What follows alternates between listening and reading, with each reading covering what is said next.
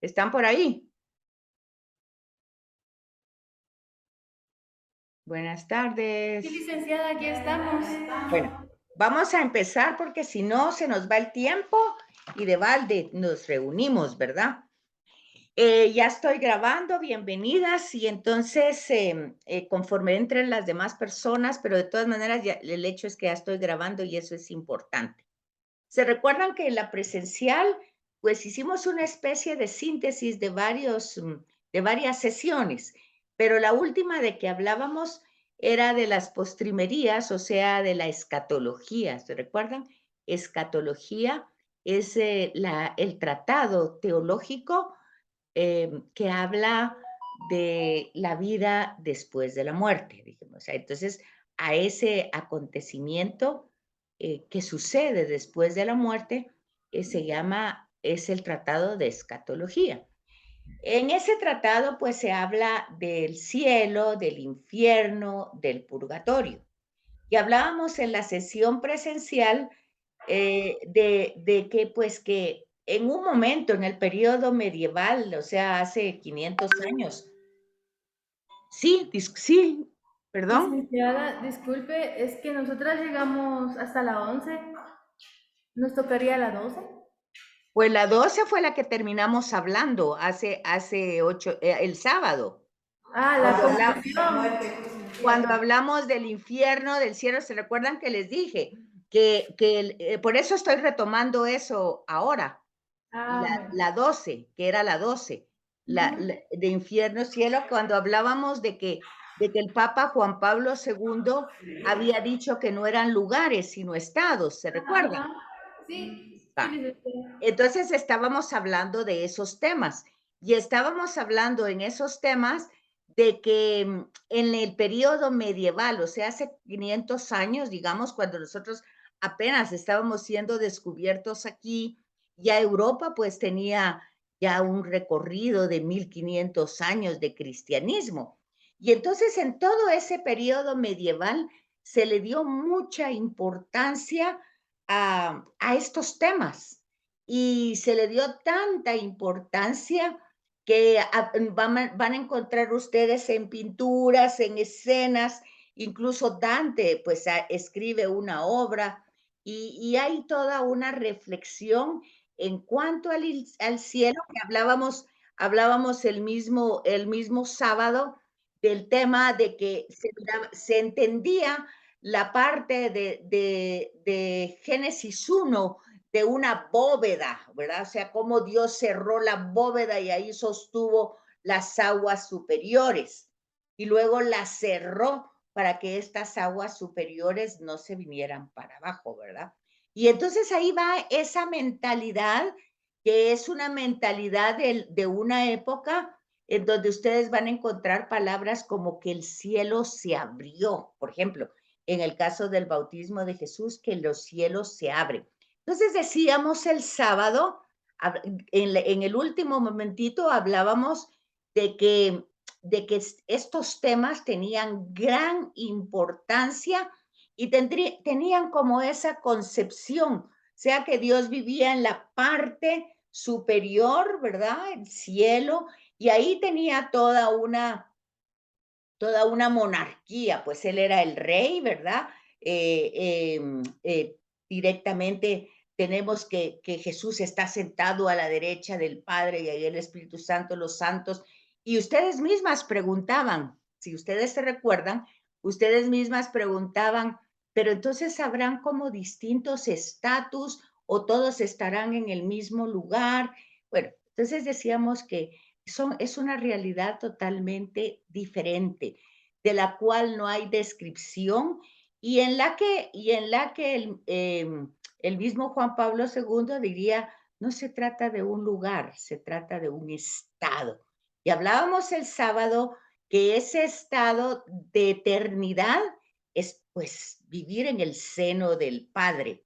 ¿Se recuerdan que incluso ustedes me preguntaban, porque pusimos el ejemplo del rico Epulón y de Lázaro?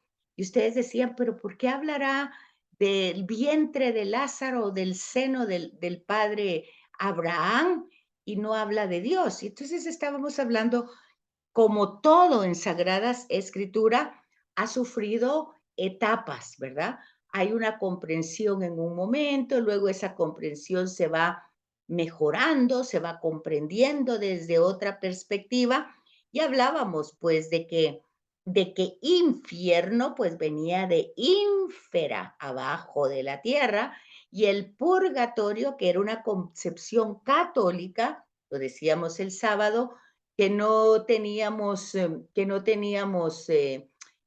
pues una idea del purgatorio en el sentido de que estamos en la antesala, sabemos que vamos a llegar a Dios, pero por tener pues algunas limitaciones o pecados o algunas manchas, por decirlo de alguna otra manera, pues no podemos acceder a Él, que es santo, santo, santo.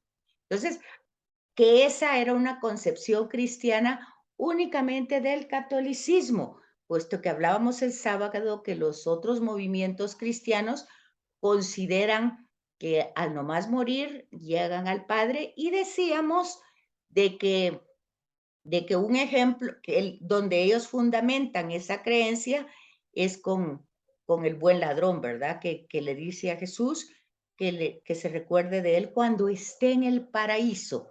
Jesús le dice, hoy mismo estarás conmigo en el paraíso. Bueno, eso lo vimos el sábado, ¿o no? ¿O ya no se acuerdan? Sí, licenciada. Ah, bueno, esa era la sesión 12. Entonces, ahí fuimos viendo y fuimos comprendiendo.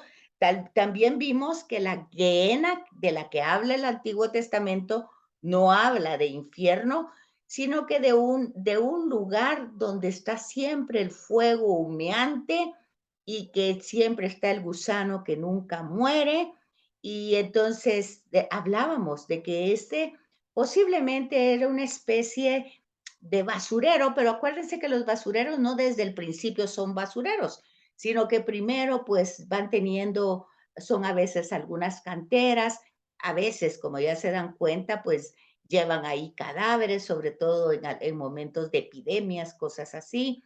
Después van tirando basura. El hecho es que por tener descomposiciones químicas, decía, pues se mantiene siempre humeando con un fuego. Entonces el Antiguo Testamento va a hablar de la Gehenna, y también Jesús de pronto va a decir algo de la Gehenna, del gusano que no muere. Pues está hablando, está poniendo como una metáfora, ¿verdad? Y luego el tema del purgatorio, que pareciera que no está fundamentado en la escritura según otros movimientos cristianos, pero decimos, pues, que se acuerdan que hemos visto que la reflexión teológica se va desarrollando no necesariamente porque esté escrita ahí la palabra, porque de ínfera, pues sí va a estar escrita esa palabra, cielo también, pero purgatorio ustedes no van a encontrar esa palabra específica en el texto bíblico. Pero la reflexión teológica, la forma como lo interpreta es: todos somos pecadores y por las mejores intenciones que podamos tener, siempre fallamos. Entonces, no podemos entrar directamente en el contacto del santo de los santos hasta de no estar totalmente purificados. Entonces tenemos esas realidades, cielo, que básicamente Jesús, cuando le preguntan, ¿qué es la vida eterna? Y Jesús va a contestar: que te conozcan a ti, Dios Padre omnipotente, y al Hijo que enviaste, y a tu único Hijo, ¿verdad? Que es Jesús. Entonces, ya se fijan que ahí la vida eterna, que nosotros decimos el cielo o la vida eterna, pues es estar con el Padre, es conocer aquí al Padre, es conocerlo, amarlo, servirlo lo mejor que se puede. Entonces nosotros empezamos la vida eterna desde aquí, cuando nosotros ya hemos tomado desde nuestra libertad, desde nuestro libre albedrío, la decisión de poderlo conocer mejor, para amarlo mejor y servirlo mejor. Entonces ya empezamos ese proceso. Eso no implica que no vamos a tener nunca ni problemas, ni sufrimientos, ni dolores. ¿Por qué? Porque eso forma parte de la vida y el optar por Dios no nos hace exentos, o sea, no nos, no nos ¿cómo es la palabra? Exentos es que nos anula, pues, la capacidad de sufrir. O sea, yo voy a seguir a Dios para no sufrir. Bueno, eso no se puede. Siempre vamos a tener en nuestra condición de vida humana, pues, sufrimientos, tristezas, enfermedades, muerte. Hablábamos ese mismo sábado que cuando, en la Escritura se habla de muerte eterna y de muerte biológica, ¿verdad? Entonces, la muerte eterna, decíamos el mismo sábado, que es aquel dolor eterno que por decisiones absurdas, porque al final de cuentas, aquí estamos de paso, y todo lo que nosotros hagamos aquí con idea de que sea eternamente, pues es absurdo. Es como dice el Evangelio, aquel hombre que esa misma noche iba a morir insensato, o sea, es una insensatez, no va de acuerdo a la realidad de la vida. Entonces, el infierno va a ser entonces, según Juan Pablo II, aquel sufrimiento eterno de haber decidido aquí en la vida no tener ninguna relación con Dios, porque ya dijimos que el pecado es todo lo que obstruye mi relación personal de amor, de amistad con Dios.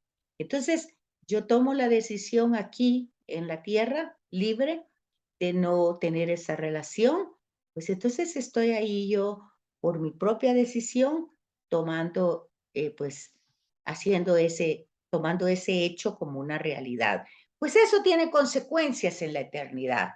Y entonces el sufrimiento del que habla, el fuego que consume, es cómo pude yo en la vida desperdiciar la vida y no poder relacionarme con ese ser que ahora sí sé, tengo la certeza que existe, pero como en la tierra no tenía esa certeza, pues entonces yo lo obvié o para mí no fue tan importante. Eso sería el infierno. El purgatorio, pues sería, dijimos, una especie de purgar, o sea, de purificar o de limpiar, y el cielo, pues es permanecer eternamente. Y decíamos el sábado de que la iglesia, cuando canoniza a una persona, canon, ¿verdad? La medida, el canon, acuérdense, canon bíblico, canon, hay mucho, o sea, todo lo que son, con lo que se hable desde la religión católica de canon, es una medida que establece principios y parámetros fundamentales, ¿verdad? Que hay que comprender. Entonces, cuando nosotros nos damos cuenta de que digamos, nos salimos de ese parámetro, pues la iglesia nos pone como parámetro, bueno, no podemos entrar directamente a Dios, sino que tenemos que purificar. Pero cuando canoniza, o sea, cuando el pueblo, decíamos el sábado, decíamos, el pueblo dice, este personaje es santo, y poníamos el ejemplo de Santa Teresa de Calcuta, de San Juan Pablo II, que el pueblo entero dijo santo súbito. Quiere decir que ya eran santos, el pueblo era que lo proclamaba santo. Entonces, la única cosa que hace la iglesia al canonizar es pues confirmar y sellar esa realidad que es aceptar. Bueno, eso fue lo que vimos el sábado al final, y entonces ahí es donde entrábamos con el tema de cielo, infierno y purgatorio, que ya pues, como les digo, ha sido definido ya en la realidad actual como estados. Pero ustedes van a encontrar que en la antigüedad, antes de Vaticano II, pues eso se le daba mucha importancia. Y el tema del infierno era un tema que servía como para mantener un poco asustada a la gente. Y si no era por convicción, por lo menos por miedo, ¿verdad? Pero no es del temor de Dios que habla, porque el temor de Dios, dijimos en una sesión anterior, es el temor de ofender. Cuando uno ama a alguien, no quiere ofenderlo. no quiere lastimarlo, no quiere herirlo, no quiere perder la amistad. Entonces, a esa actitud se le llama temor y uno mismo lo dice, no, es que tengo pena, no quiero lastimarlo, mejor no hago. Entonces, ese es el temor. Pero el infierno lo que provocaba era miedo, ¿verdad? Miedo de irse al infierno. Entonces, mucha gente pues se sentía oprimida. Por eso, más de una, de algunos filósofos que no son católicos decía que la religión era el opio del pueblo, porque los mantenía como una droga, adormecidos, asustados, atemorizados por el tema del infierno. Pero también hablábamos anteriormente de aquel precioso himno, ¿verdad? De no me mueve mi Dios para quererte el cielo que me tienes prometido, ni me mueve el infierno tan temido para dejar por eso de ofenderte. Me mueve tu amor escarnecido, ahí crucificado, golpeado, ensangrentado. Entonces, entonces ahí ya vemos que aunque no, eso es anterior a Vaticano II, pero ya hay un concepto realmente que se ha desarrollado más. O sea, no es que yo sea por el interés de ir al cielo o por el miedo de ir al infierno, no, es simple y sencillamente descubrir en esta historia humana el gran amor que Dios nos tiene. Bueno, y entonces en eso entra la sesión 13, ¿verdad?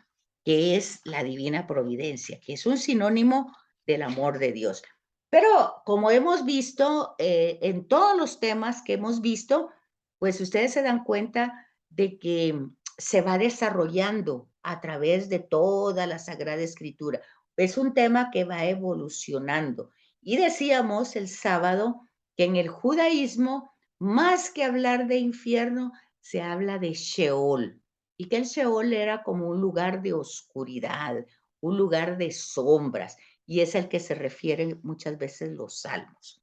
Bueno, eso solo para hacer una refrescada de la sesión 12 que vimos el sábado. No sé si tienen preguntas, dudas ahí. Sí, licenciada. ¿Sí tiene Este, duda? sí, A es ver, que estábamos aquí compartiendo y nos entró una duda a de ver. cómo es la, o sea, de qué manera nosotras podemos saber de cómo se purgan las almas en el purgatorio. ¿Tiene Bueno, algo que es una especie del mismo sufrimiento de no poder estar con Dios inmediatamente, como ese sufrimiento es una sensibilidad del alma, ¿verdad? Porque es una sensibilidad de poder haber estado inmediatamente con el ser amante y no estarlo, por decisiones personales que ya cuando uno las valora, se da cuenta que no tenía ningún valor y que por eso que uno en la vida le dio tanta importancia, pues resulta que en la eternidad, pues no tenía ningún significado. Entonces, como que ese dolor de tenerlo, pero al mismo tiempo aceptarlo y sufrirlo, porque ahí hay una diferencia con el infierno, en el purgatorio. Ahí está la esperanza de que, bueno, ya voy a estar con él, no ahorita, no mañana. Acuérdense que decíamos el sábado que no hay tiempo, no hay tiempo, en la eternidad no tiene tiempo. Entonces nosotros no podemos decir está un año, no podemos decir, se murió hace 10 años, ya debe de estar en el cielo. No sabemos porque no hay tiempo. El tiempo nos pertenece a nosotros, ¿verdad? En el caso de Dios, pues es un tema que tiene que ver con una cosa muy sencilla. Si Él es nuestro creador y si Él nos ha regalado la vida, y no regalado, prestado, ¿verdad? La vida, y si la tenemos, pues, y nos ha dado dones o talentos, es para ponerlos al servicio y si luego no lo hacemos, pues entonces vamos a tener que dar cuentas. Eso es todo. Entonces en el purgatorio será un tema de que nuestras cuentas no están cabales. Es decir, como quien dice, para los contadores, el balance no está bien. No hice bien las cuentas, no salió bien el balance. Entonces, yo tengo que nivelar ese balance. ¿Y cómo lo voy a hacer? Con paciencia, porque ¿qué se va a desarrollar ahí? Pues ya sé que voy a entrar a tomar parte del reino con el Señor, pero pues ahí está, en la espera. ¿Y cuánto es la espera? Pues eso solo Dios lo sabe. Pero en esa espera se va a ir purificando a través de la paciencia. Acuérdense que también tenemos lo que se llama la intercesión, ¿verdad? Eso lo hablamos también el sábado, de la iglesia triunfante, purgante y militante. Y que hablábamos el sábado que cuando nosotros decíamos que los ángeles y los santos, todos juntos te alabamos, santo, santo, santo. Bueno, es eso, es la intercesión, porque aún ahí en el purgatorio se alaba a Dios. Entonces nosotros tenemos la iglesia purgante, es ese grupo que nosotros podemos interceder por ellos. La iglesia, la iglesia triunfante, que pueden interceder por nosotros. Y ahora está la otra iglesia, ¿verdad? Pues que ya no es iglesia. Entonces, bueno, nosotros somos la iglesia militante. Somos las tres iglesias, las tres comunidades que nos interrelacionamos en oración, pidiendo unos por otros. Ahora la parte de la ínfera, que la etimología de la palabra in, decíamos abajo, fera, abajo de la tierra. ¿Y por qué fuego? Bueno, ustedes miren el volcán de fuego, ¿de dónde sacó el fuego? Pues de la tierra, en el centro de la tierra hay fuego. Entonces, toda esa concepción era una concepción antigua como a la gente se le entierra, pues, ¿a dónde se va? Abajo de la tierra. Entonces, si fue mal, pues ahí se quedó y se quedó pues en ese lugar de sombras. Para los judíos el Sheol, para nosotros el infierno. Ahora, algo que ustedes tienen que ir entendiendo y que yo creo que ya deberían de entenderlo es lo que dijimos hace un ratito, que todos los temas van teniendo una evolución, que no nos podemos quedar con una revelación primitiva, sino que tenemos que ir viendo el desarrollo. Entonces, ¿qué es lo que vimos? Que en el Antiguo Testamento no van a encontrar ustedes infierno, ni tampoco van a encontrar ustedes purgatorio, que tampoco, bueno, cielo sí, pero van a encontrar como alguna, como lo alto, como la parte superior, en fin, o el Señor de los cielos, ¿verdad? En fin, van a ir encontrando sinónimos. Pero luego nuestra revelación es la que hace Jesús. Y entonces Jesús habla de que va al Padre a prepararnos un lugar. Bueno, y como nosotros después vemos en la sesión, en la ascensión, que sube al cielo, ¿verdad? Entonces, obviamente que entendemos que el lugar es el cielo y que ahí nos está apartando un lugar. Pero acuérdense que esos son metáforas, ¿verdad? Realmente Jesús lo que hace es ir al Padre. Entonces, pero como nosotros decimos, Padre nuestro que estás en el cielo, ya lo ubicamos, pero ahí lo que debemos entender son dos realidades. Padre nuestro, o sea, es nuestro. Entonces, la inmanencia de Dios, o sea, Dios con nosotros.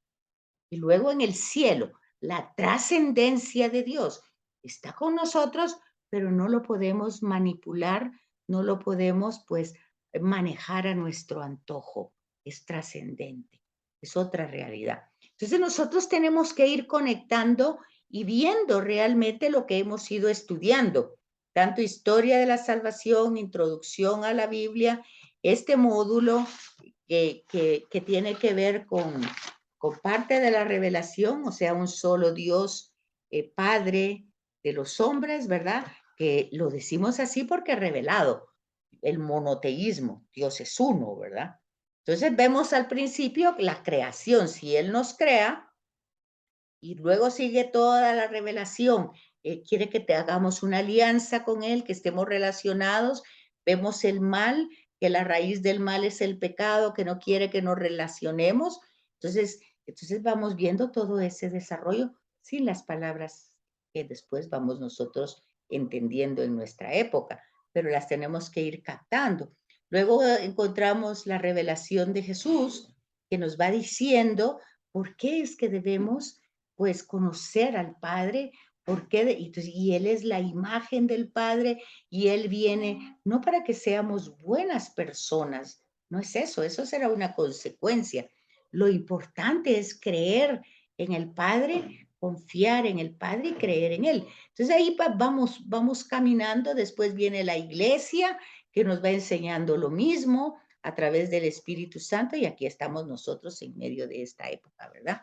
Entonces nosotros tenemos que ir viendo la evolución de cada tema, el pecado, el mal, la providencia, la alianza, vamos viendo toda esa evolución. Entonces, en este sesión 13, pues encontramos la providencia. ¿Qué dicen? ¿Ya está claro por ahí o falta? Sí, licenciada, gracias. Mire, y hoy está Sor Cándida. No ha entrado. No ha entrado, ¿verdad? Ok. Yo porque me quedé con la duda pues con la cosa que no le logré aclarar su pregunta, pero ya no la volví a ver. Bueno, entonces tenemos claro hasta la sesión 12. Estamos bien, ¿verdad? Sí, licenciada. Muy bien. Entonces entramos a este tema precioso de la providencia divina. La providencia divina tiene que ver un poco también con el tema de la gracia. La providencia, la gracia va a ser en el Nuevo Testamento. La providencia, Dios provee. Es un tema bíblico y la Sagrada Escritura está saturado de esto. Claro, no siempre va a hablar así, y otra vez lo mismo, de la providencia. Pero desde Génesis 1, cuando Dios está creando, está proveyendo. Dios es proveedor de la vida, es fuente de vida, provee. Desde que desde que el himno lo alaba, porque crea la luz, porque crea el sol, porque crea los astros, Dios está proveyendo. O sea, el tema de la providencia, aún cuando nosotros pecamos, porque nos alejamos de Él sigue proveyendo. ¿Cómo? Bueno, ahí ven ustedes, le pone a Adán y Eva, pues, una cubierta, digamos, al cuerpo de pieles, ¿verdad? Va dando la dignidad, provee la dignidad. Nada, nada, absolutamente nada de lo que nosotros tenemos o somos es por nosotros mismos. Todo es providencia, todo. Si despertamos cada día, es providencia, es gracias a Dios. O sea, el tema de la providencia y la gracia van de la mano, ¿verdad? Pero en el Nuevo Testamento, esa providencia o esa gracia la podemos entender así como quien dice en grandes borbollones, porque Jesús vino a darla así, después de su encarnación, pasión, muerte y resurrección, da su espíritu y entonces ese espíritu que en el Antiguo Testamento era para Moisés, era para Abraham, era para Isaac, era para los profetas elegidos. A partir de Jesús es para toda la humanidad. Ya no hay un pueblo elegido, ya somos todos el nuevo pueblo de Dios. Eso es providencia, por providencia. Y ya íbamos adelantando un poquito el sábado cuando decía que en la misa nosotros decimos, por Él somos, vivimos y existimos. ¿Sí? Dice, nos movemos y existimos. Es decir, Dios provee, provee siempre. Pero esto hay que entenderlo un poco. Y hay que entenderlo un poco porque a veces nosotros, así como en las herejías, que también lo hablamos con bastante énfasis el sábado para dejarlo claro, así como en las herejías se pierde, porque una herejía, dijimos, una verdad a medias. Dice una verdad, pero la dice a la mitad. Y entonces, ¿cuál es el problema grande? Que quita o que tal vez no desvanece, pero quita validez al dato revelado. Porque el dato revelado, o sea, lo que está en la Biblia dice una cosa. Y cuando nosotros, pues, le quitamos una parte de lo que dice la Escritura, pues entonces es como cuando la serpiente le dice a Eva, no es cierto, no morirás. Dios sabe que no morirás. Ajá, esa es una herejía. ¿Por qué? Porque Dios había dicho, si comes del fruto, moriréis. Esa es la verdad. Esa es la verdad dicha. Y la serpiente dice, no, Dios sabe que no morirás. Entonces ya ahí puso la sospecha de Dios.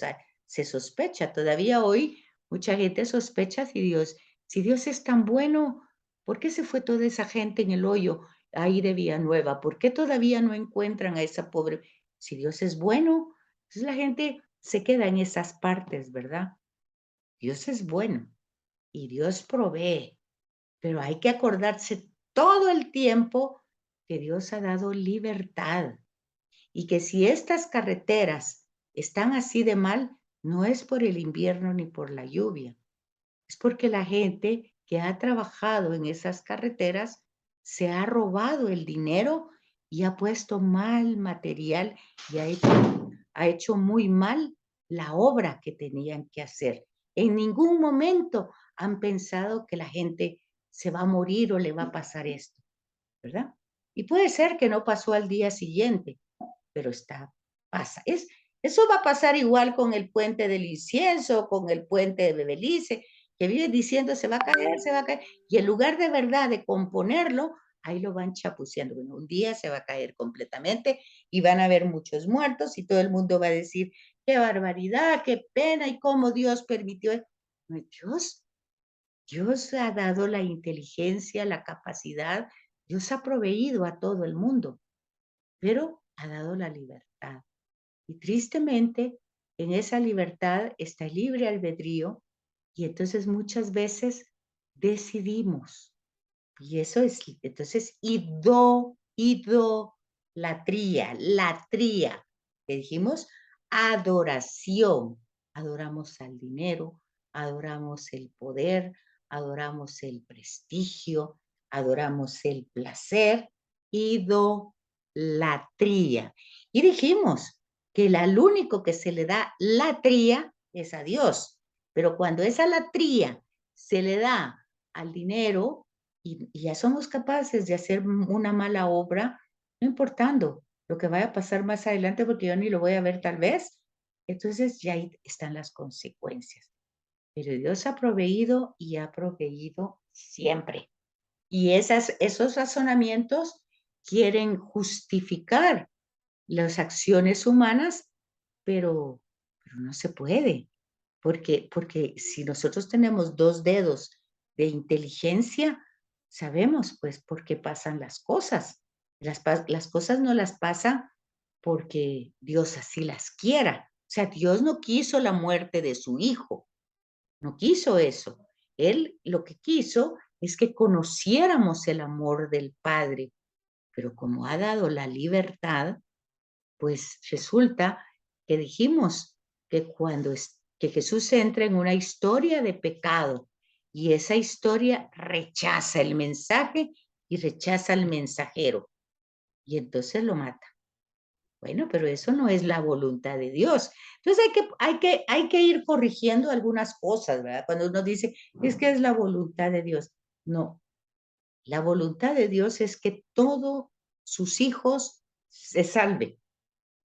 ¿Qué quiere decir? Regresen a Él, tengan vida eterna. Yo he venido para que tengan vida y vida en abundancia. Ese es el dato revelado. A eso vino Jesús, no a que lo maten en una cruz. Pero decíamos que por fidelidad a su misión, que Él ve desde el principio que está corriendo peligro, Él sigue siendo fiel hasta la muerte. Entonces ahí es donde se simplifica, ¿verdad? Y Jesús ha sido obediente hasta la muerte y muerte de cruz. Sí, pero no es tan simple. Ahí está simplificado en el texto. Pero nosotros tenemos que tener, no es simplemente un sometimiento a obedecer, aunque el tema de la obediencia hay que comprenderlo también y lo vamos a comprender. Porque ser libre, fíjense bien, ser libre no es sinónimo de ser desobediente. Fíjense lo que les estoy diciendo. Ser libre, Dios nos ha dado la libertad. Jesús es un hombre libre, libre, totalmente libre.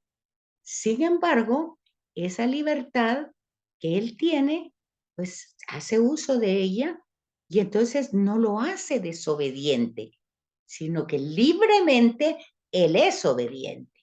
Porque hoy pareciera que la gente entiende que ser libre es ser revolucionario, es ir contradiciendo, es reaccionando y no le hago caso, porque eso no es ser libre. O sea, ser libre no significa ser desobediente.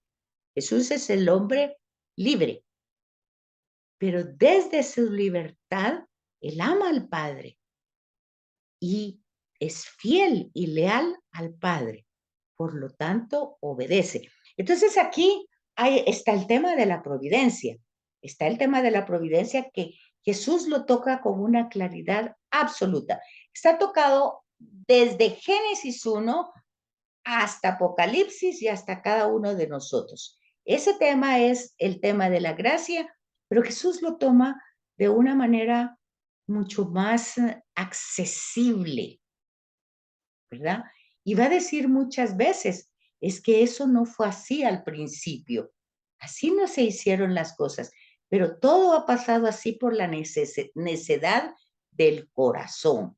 Porque en el tema de la providencia, como en muchos temas de la Sagrada Escritura, Dios es causa primera de todo. Todo es causa primera. Cuando yo digo, por primero Dios nos vemos el sábado. O sea, eso no significa que yo sea una viejita que esté metiendo a Dios en toda la época. Significa que Él es la causa primera, que es la causa primera y si Él lo permite, primero Dios, eso va a pasar. Puede que haya una causa segunda que impida que eso pase, lo cual no significa que en esa causa segunda no esté Dios. Claro que está.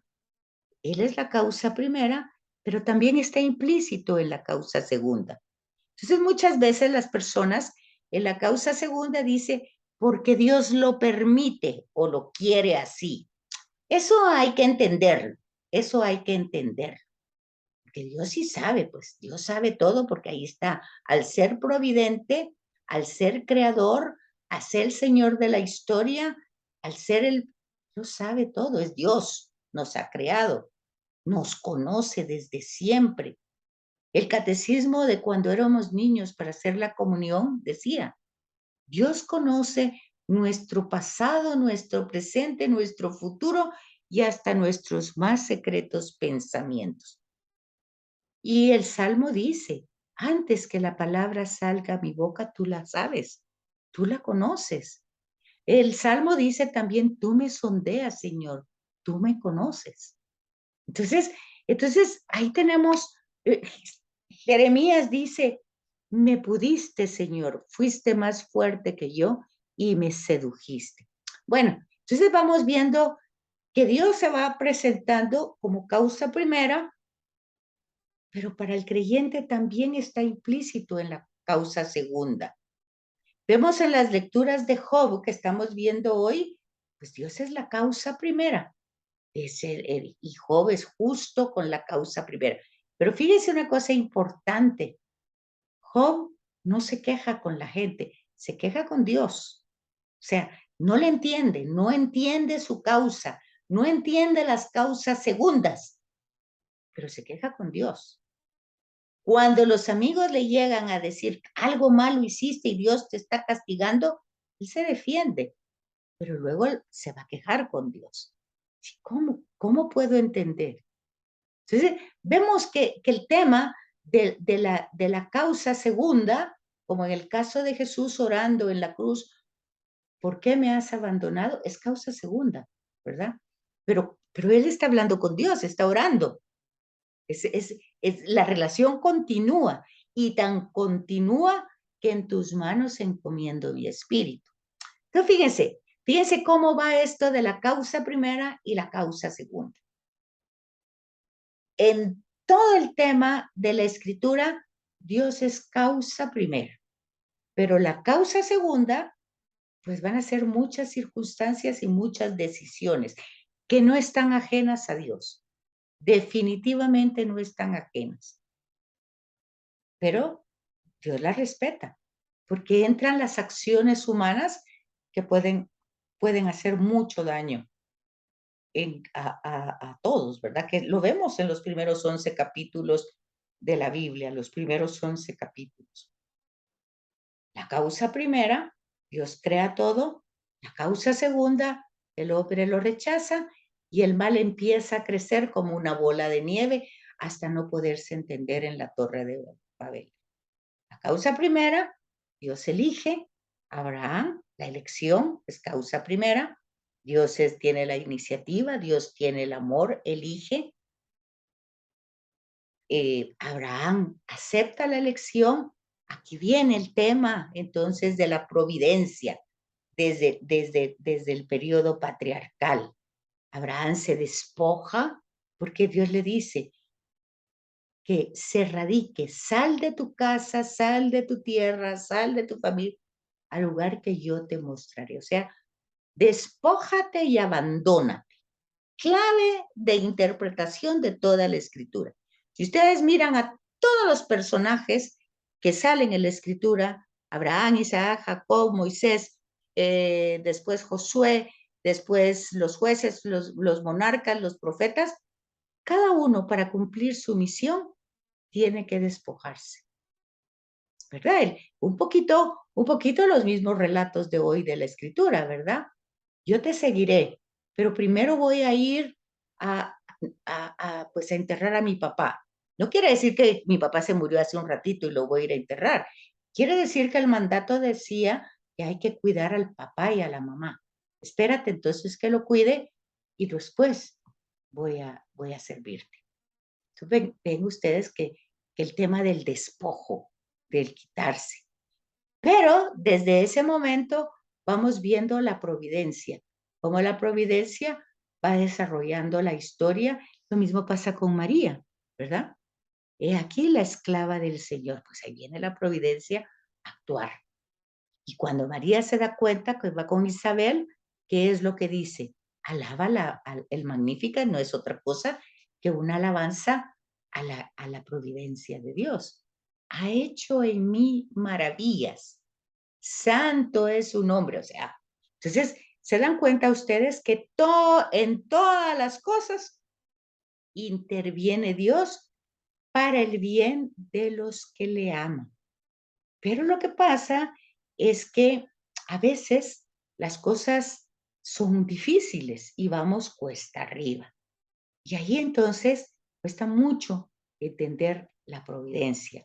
Pero que no la entendamos no quiere decir que no esté. Quiere decir que no la entendemos. Quiere decir que no entendemos por qué están pasando las cosas que pasan. Pero es fácil de entender, porque si ya hemos entendido lo que hemos visto, la causa es el pecado y no necesariamente el mío, no necesariamente el mío, porque esas personas que se fueron en el hoyo no fue necesariamente por el pecado de ellas, sino porque fue quienes hicieron mal la obra. ¿Se fijan? Y entonces se dan cuenta ustedes que no es, ellos como habían pecado, saber qué pecado cometieron porque merecieron eso, que se fueran con todo el carro y están ahí soterrados a saber dónde. Saber qué pecado cometieron. ¿Cuál es el problema ahí? Ahí hay un problema de mala comprensión de pecado. Porque entonces aquí entendemos, y esa es una herejía. ¿Por qué? Porque entendemos que somos merecedores.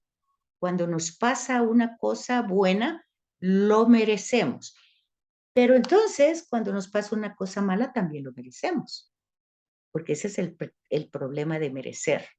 Si merezco lo bueno, cuando me pasa algo malo, lo merezco lo malo. Pero cuando pasa algo malo, yo no puedo, cuando pasa algo bueno, yo me siento feliz y digo, ay, qué bueno, cosas buenas hice para que me estén pasando eso. O sea, no sé exactamente qué bueno, por qué me están premiando, pero el hecho es que me están premiando. El problema es que cuando pasa algo malo, no sé por qué me están castigando. Y entonces ahí no puedo creer yo en un Dios que diga que es justo cuando pasan esas cosas. Pero ese no es el problema de Dios. Ese es un problema de mala interpretación del pecado y de mala interpretación de la providencia, de la gracia y de merecer o no merecer. Y eso, si el curso lo han comprendido desde el primer semestre, ustedes tendrán que ir corrigiendo esto, que todo lo hace Dios por amor, sin que haya merecimiento de nuestra parte. La elección de cada uno de los personajes en ningún momento dice que lo merecía, en ningún momento, ¿verdad? Entonces, pero son elegidos para una misión. Y lo que se ve de parte de ellos es que se disponen a servir en esa misión. Entonces nosotros tenemos que ir con, pero cuando ellos trabajan en esa misión, generalmente tienen muchos problemas. Y no es porque lo merezcan, ¿por qué lo van a merecer si están sirviendo? Porque es la consecuencia del pecado. Eso lo tenemos bien dibujado en toda la escritura. Entonces, ese es el problema de las herejías, que cuando hay una verdad a medias, se distorsiona el dato revelado. Entonces, yo espero que con todo esto vayamos comprendiendo bien el tema y vayamos corrigiendo nuestras interpretaciones equivocadas. Entonces, vean, por ejemplo, los numerales del catecismo. La creación tiene su bondad y su perfección propia, pero no salió plenamente acabada de la mano de Dios. O sea, nosotros tenemos que seguir construyendo. O sea que cuando nosotros vemos en Génesis que todo fue ya construido, el cielo y la tierra, no quiere decir que todo ahí se acabó. Sí, nosotros continuamos, somos administradores y seguimos perfeccionando la obra, ¿verdad? Hasta alcanzarla, ¿qué? Que es la Jerusalén celestial. Ahí tenemos hasta dónde es la meta, ¿verdad? Entonces llamamos divina providencia al cuidado amoroso que Dios tiene con todas sus criaturas, no solo con unas, con todas, para conducirle a los fines propios que el mismo Dios tiene, o sea, sus propias metas con la disposición adecuada de cada uno de nosotros. Acuérdense, la gracia la tenemos, pero tenemos que colaborar con esa gracia.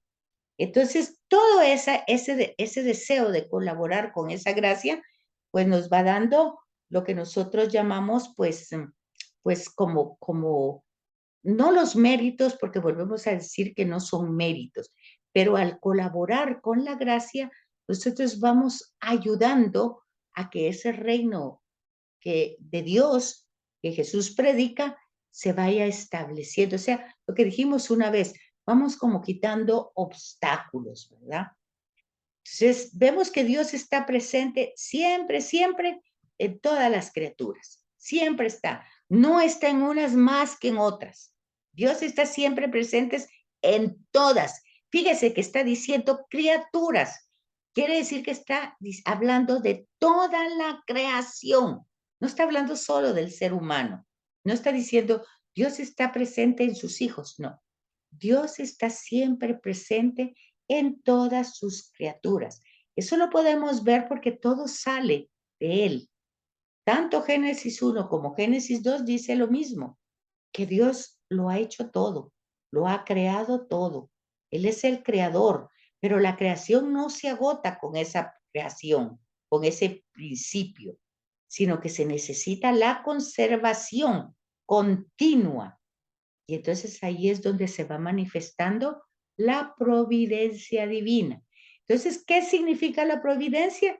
Significa la constante e ininterrumpida presencia de Dios como creador en toda la creación.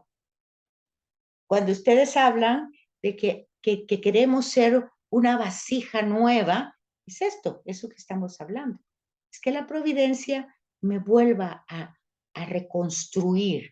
Cuando Jesús viene a hacer nuevas las cosas, pues son nuevas, pero no son novedosas, porque ya venían desde el Antiguo Testamento, ya habían sido creadas. Y Jesús no viene a corregir algo que estaba mal hecho, sino a darle plenitud. Por eso dice, yo no vine a anular nada, ni la ley ni los profetas, vine a darle sentido. sea, a que se den cuenta de cómo es la presencia de Dios en nuestra historia. Una presencia que continuamente crea y continuamente llega a las raíces más profundas de todo lo que existe, ¿verdad? Es importante entender esto. Esto no es un tema más de Sagrada Escritura. Este es un tema sumamente importante que en el Nuevo Testamento se va a llamar la gracia, ¿verdad? Incluso cuando nosotros decimos bendito sea Dios, bendito sea su nombre, cuando nosotros decimos, esa es una providencia, porque ese bendito se nos ha dado a cada uno de nosotros. Entonces, la encarnación no es un mito, es Dios que se da. La redención no es un mito, es Dios siendo hombre que da la vida hasta su última gota de sangre por cada uno de nosotros, ¿verdad? Entonces, recordarse de lo que dice Pablo, murió por mí y por su muerte me ha salvado. Entonces, por su pasión, muerte y resurrección, y obviamente por su resurrección, ¿verdad? Y por su encarnación, me ha salvado. Entonces, eso es providencia. Entonces, des en cuenta que al final todos los temas van unidos. Ustedes decían el semestre pasado es que pareciera que los temas son los mismos, porque está hablando de Dios, pero está hablando de Dios desde distinta perspectiva. Como cuando nosotros estamos queriendo conocer a este ser desde distintas realidades de la misma revelación, porque no lo estamos sacando de otro lado, ¿verdad? Entonces la divina providencia es suprema autoridad en el mundo. Quiere decir que nada se le escapa a las manos de Dios. Cuando Jesús dice que cuida de los pajaritos, de las flores y que sabe hasta el número de cabellos que tenemos, no, ahí miren ustedes esa autoridad, esa fuerza eficiente, esa sabiduría trascendente, ¿verdad? Que, por eso a veces es tan extraño cuando la gente dice que cree, pero dice que vamos para atrás. No podemos ir para atrás. No podemos, Dios no es un cangrejo que va para atrás. O sea, Dios lleva su historia, vimos, es lineal, va para adelante, tiene una meta. Pero Dios le pide al hombre, como ser libre, que colabore eh, con esa providencia. O sea, si creemos en la providencia, no es para quedarnos con los brazos cruzados, ¿verdad? Dios es el Señor soberano de su designio, o sea, Dios sabe lo que quiere, es sabio, es todopoderoso, Él conoce, pero para su realización se sirve, de, pero no se sirve aprovechándose, se sirve pidiéndonos que colaboremos, ¿verdad? Con el concurso del tiempo de las criaturas. Eso no significa que Dios no tenga toda esa omnipotencia que decimos, sino que realmente la grandeza y la bondad de Dios que quiere pues que nosotros estemos dentro de toda su obra creadora. No nos creó solamente para que lo adoremos, ¿verdad? Como en la mitología, que tenían que adorarlo para tenerlo apaciguado por el mal, porque era un Dios vengativo que hacía daño. Pues lo que se revela en la escritura no es eso, ¿verdad? Vemos que Dios pues está constantemente, escuchó Dios el clamor del pueblo, o sea, Dios está pendiente, escuchando e inmediatamente pues actúa, ¿verdad? Afirman esa fuerza de la sabiduría. Y Jesús pide que entendamos eso y que entendiéndolo nos abandonemos a ese amor, que no nos defendamos de ese amor, que no pensamos que ese amor es para castigarnos, ¿verdad? Que realmente porque es lo que hablamos hace un ratito. Antes la pedagogía religiosa era de enseñarnos tanto miedo. Si no haces eso, Dios la va a castigar. Si no es obediente, Dios le va a castigar. Entonces, era un tema de tener a la gente sometida al miedo. ¿verdad? Pero eso no es la revelación. La revelación ustedes pueden encontrar en el libro de la sabiduría, no solo eso, en los proverbios, en los salmos, el tema de la barca, ¿verdad? Cómo va guiada por Dios hasta que llegue hacia Él. Pueden ver hechos de los apóstoles. El Espíritu Santo es la providencia, justamente. Cómo va desarrollando la misión, cómo va llevando la palabra de Jesús a todas las naciones, el Espíritu Santo, ¿verdad? Que es la misma acción trinitaria, ya lo dijimos, donde está uno, está el Padre, el Hijo y el Espíritu. Entonces, todo eso nosotros tenemos que verlo como la providencia, porque Dios es el Señor de la historia. La providencia de Dios dirige toda la historia. Pertenece a la razón de orden de las cosas destinadas a su fin. Si todo tiene un fin, pero el fin es Dios. Por eso también es equivocado cuando nosotros pensamos que el apocalipsis es la destrucción del mundo. Otra vez el tema del miedo, ¿no? No hay tal destrucción. Dios no creó las cosas para destruirlas, para castigarlas. Si no vean, el cordero degollado está de pie. ¿Qué significa? Entonces hay que ir entendiendo todas esas imágenes. El mismo pueblo de Israel experimenta esa providencia divina a través de toda su historia. Si no, vean a Ezequiel cuando predica en aquellos huesos que están ahí, que Dios le dice, dile a esos huesos que vivan. ¿Qué es eso? La providencia, la gracia. Entonces, todo eso, ¿y en qué momento dice ese oráculo Ezequiel? En el momento que están en el exilio, o sea, donde no hay esperanza, donde no hay vida, donde no hay alegría, porque lo han perdido todo y creen que han perdido a Dios. ¿Qué dice Dios? No, jamás se pierde a Dios. Nosotros podemos alejarnos de Él, pero Él jamás se aleja de nosotros. Entonces, nosotros debemos entender este tema junto con el de la gracia, que van así, de la mano, y tenemos que ir como corrigiendo, ¿verdad? No es la providencia solo para algunos, es para toda la historia humana, para toda. Dios ha creado a todos, no solo a unos.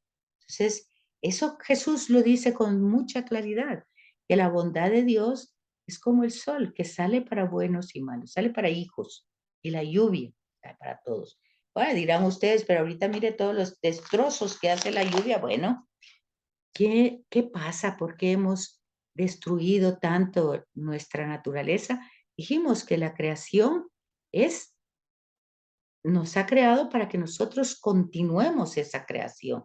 Pero si en lugar de continuarla la estamos destruyendo, pues ya ven ustedes las consecuencias, ¿verdad? De todo.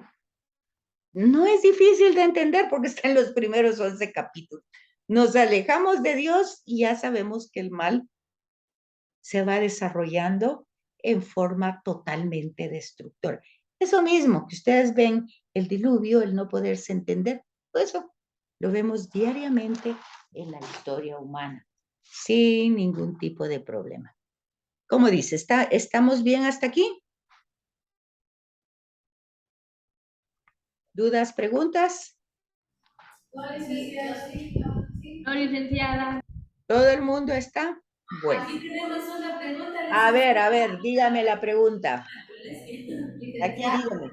Entonces la manera de colaborar el hombre con la creación de Dios es cuidando la creación y agradeciéndole por el gran regalo generoso que ha tenido con nosotros.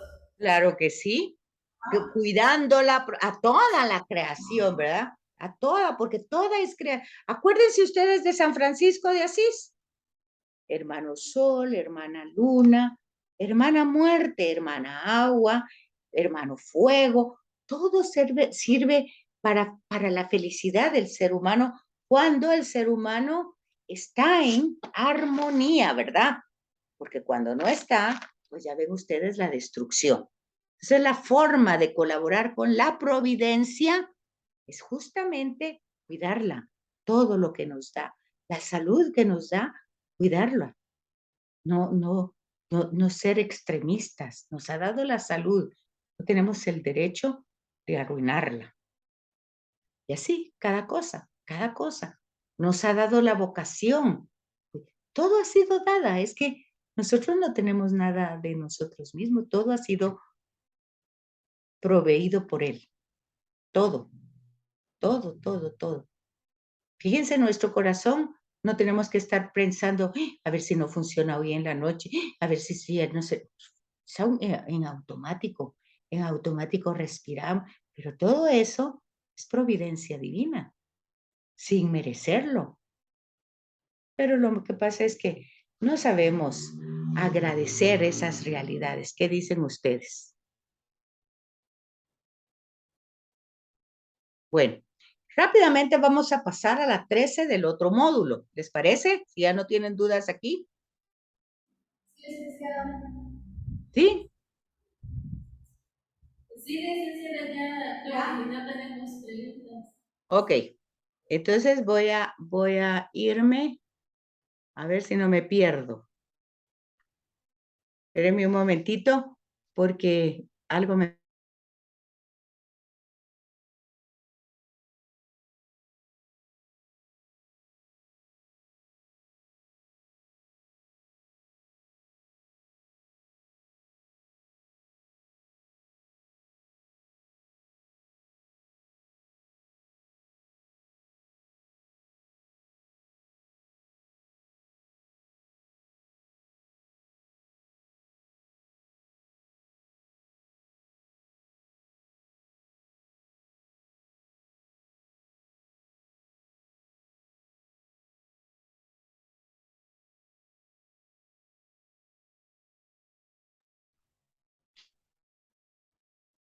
Bueno, estoy compartiendo con ustedes esta otra.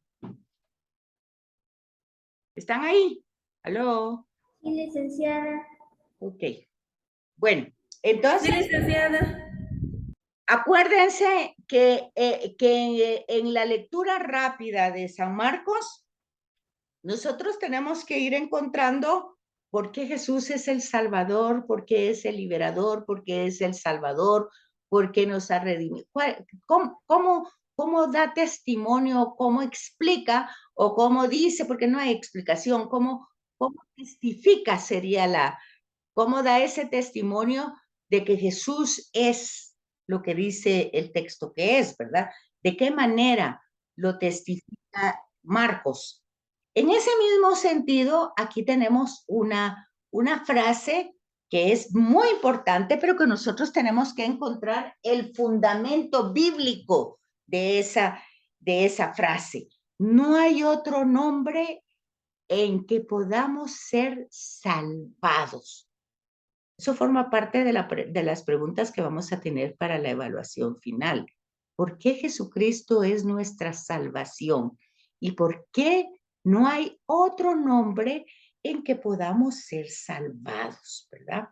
Y entonces, vean ustedes cómo, y es muy sencilla también la respuesta, porque si ustedes entendieron las herejías, se dieron cuenta que el gran problema de las herejías es, dijimos, el sábado es el gnosticismo.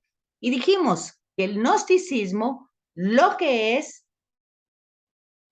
que le damos tanta importancia a a nuestro razonamiento, a nuestra inteligencia, que si eso no lo puede captar en 100% nuestra inteligencia, pues entonces lo rechazamos como algo falso. Y no funciona necesariamente así, porque la realidad de Dios excede, supera nuestra inteligencia. Entonces nosotros cuando eso supera la inteligencia, nosotros tenemos que abocarnos a lo que tenemos, que es el dato revelado, lo que Dios ha revelado de sí mismo, porque lo que nosotros sabemos de Dios es porque Él lo ha dicho, si no, no lo sabríamos. No sabríamos qué es trino si Él no hubiera dicho en el texto, no hubiera, claro que no dijo, Dios es trino, no dijo así. Él habló, Jesús habló del Padre, habló de Él, que el Padre y Él eran uno, y habló que se tenía que ir con el Padre para que viniera el Espíritu. Entonces ahí entendemos la Trinidad, está fundamentada. la providencia, ya vimos que está fundamentada también en toda la escritura. Ahora aquí viene otra frase. No hay otro nombre en que podamos ser salvados. Ahí es donde, por ejemplo, el catecismo de la iglesia podría decir en algún momento, solo en la iglesia católica hay salvación. Casi que va por esa línea, ¿verdad? Pero si ustedes, no es simplemente que hay que entender eso así. Ajá, eso es todo lo que hemos ido estudiando desde enero. ¿Y qué hemos ido estudiando? Pues la historia de la salvación.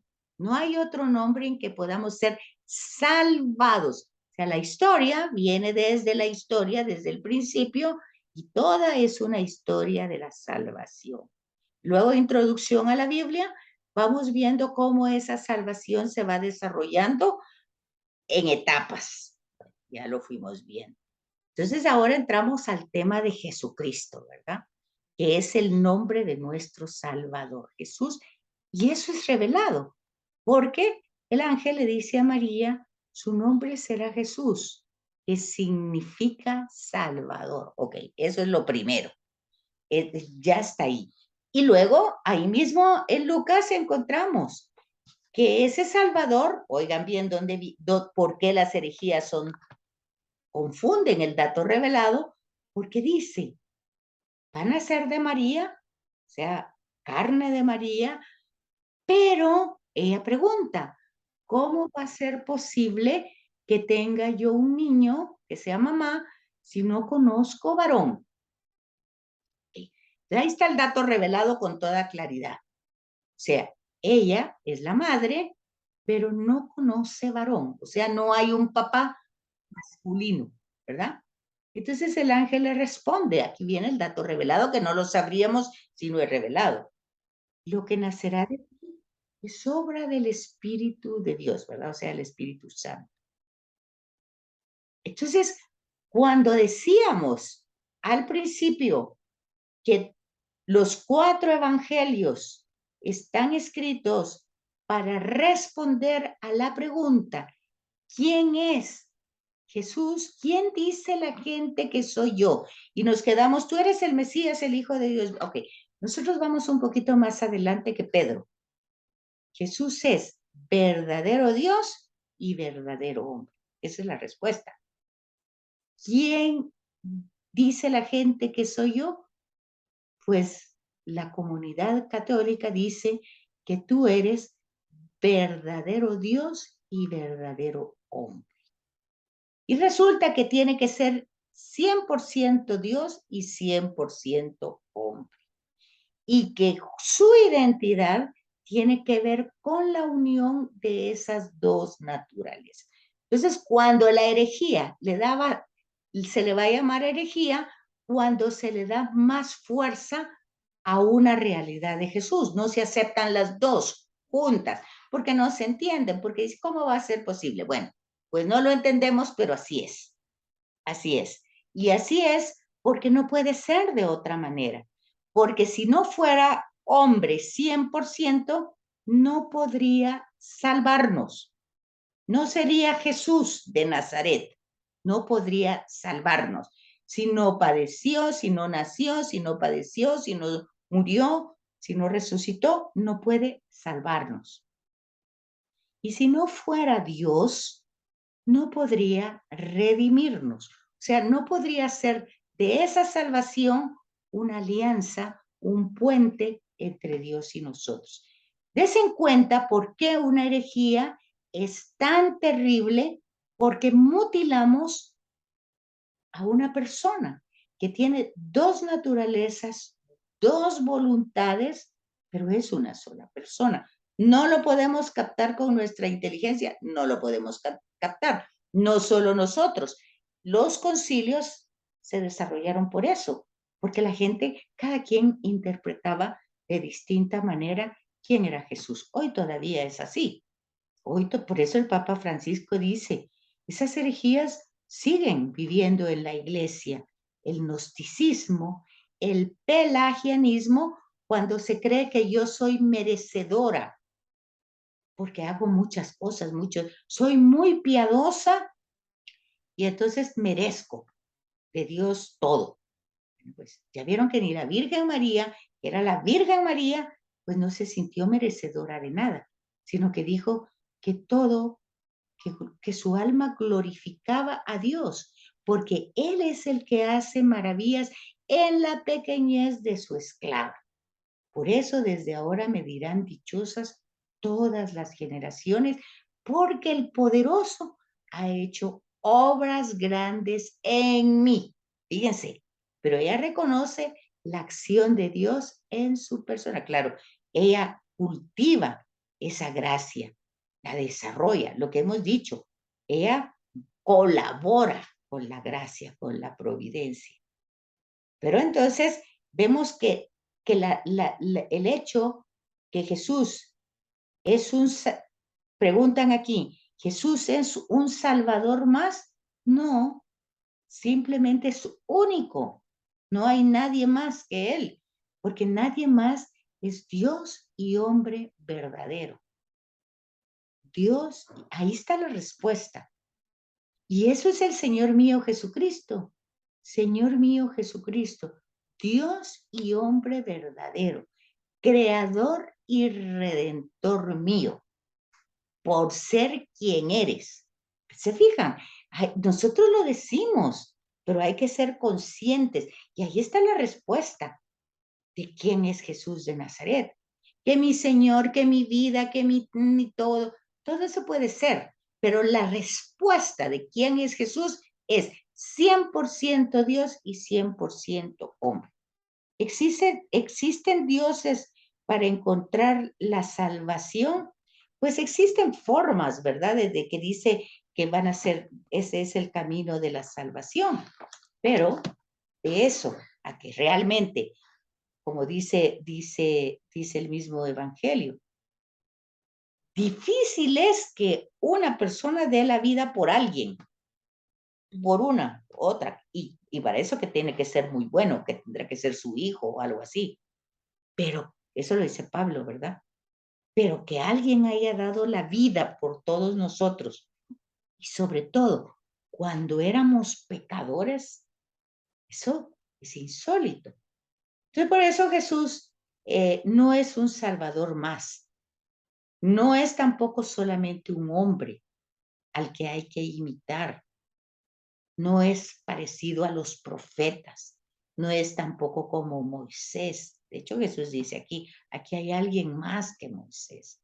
No es como Buda, Mahoma, no es, nuestra religión no es como las otras religiones, porque en ninguna otras religiones van a encontrar a alguien que digan, que digan, quien no deje a su padre o a su madre por mí. Eso no lo van a encontrar ni en Buda ni en Mahoma. Eso lo dice Monseñor Barron, ¿verdad? En aquel video que les mandé.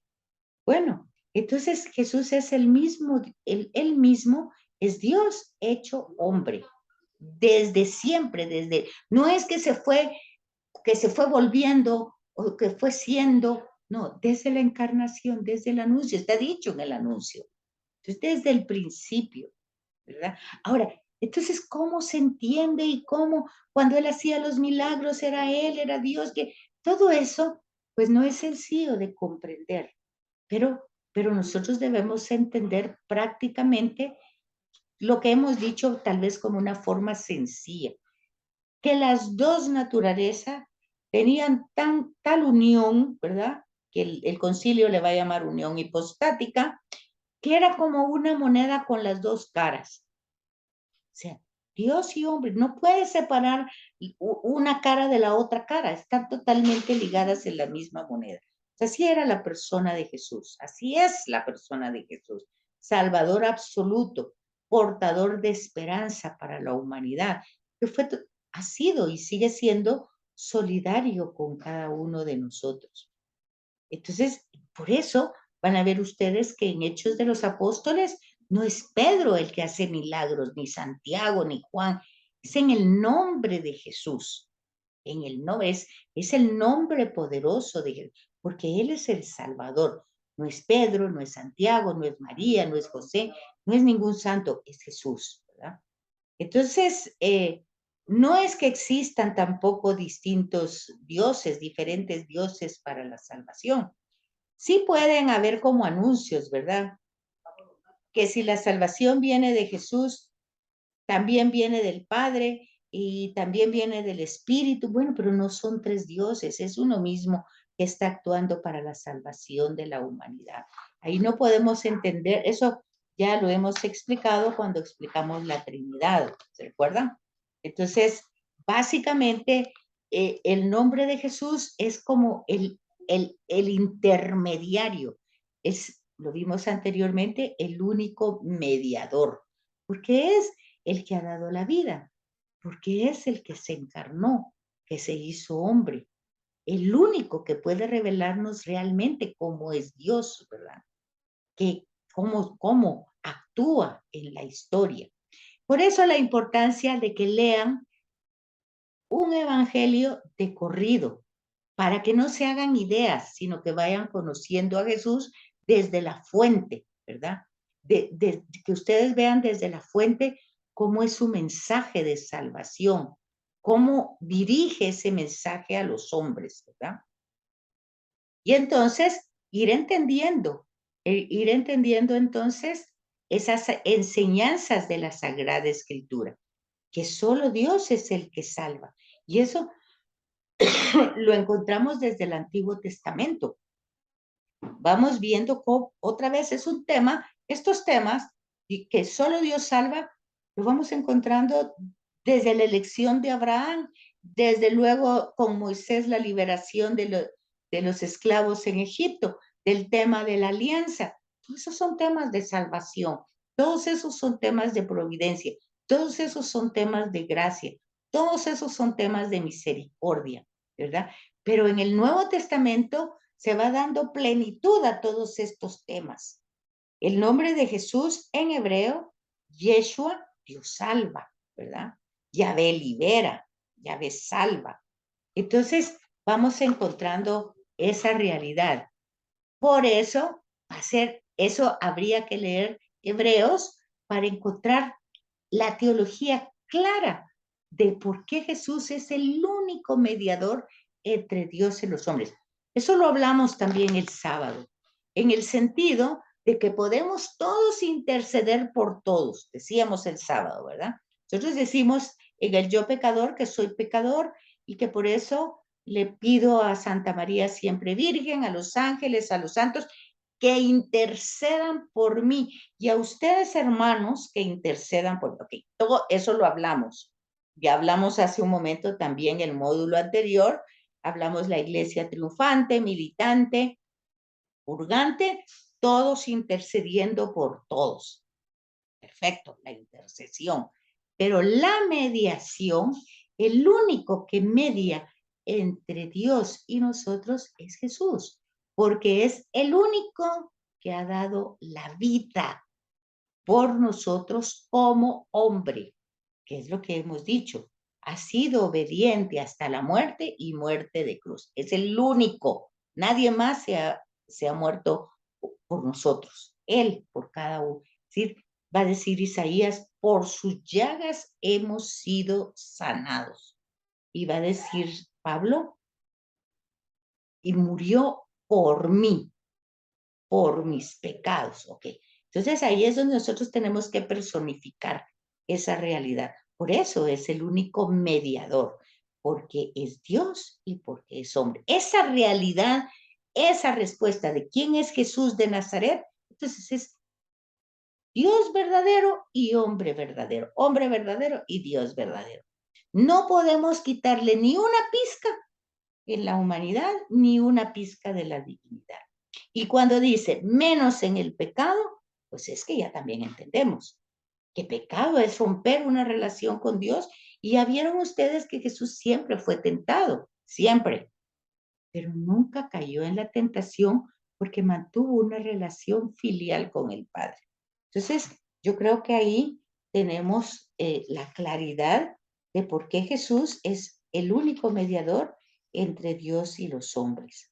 Podemos ver en Hechos, sobre todo en Hebreos y en Gaudium et Spes de Vaticano II, que dice que la palabra de Dios, por quien todo fue hecho, se encarnó para, para que para que él, siendo hombre perfecto, salvara a todos y recapitulara, ¿verdad? Todas las cosas. O sea, la palabra que hemos usado tantas veces, recicló, absorbió todo el pecado y lo recicló.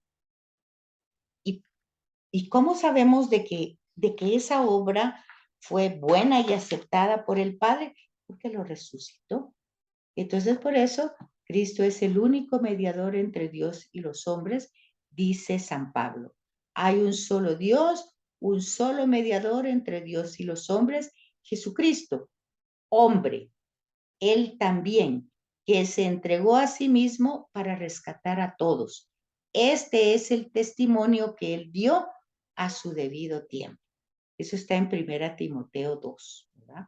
Entonces, ahí es donde nosotros debemos fundamentar lo que decimos y lo que dice la iglesia, ¿verdad? Porque la iglesia no es que se invente las cosas o los dogmas.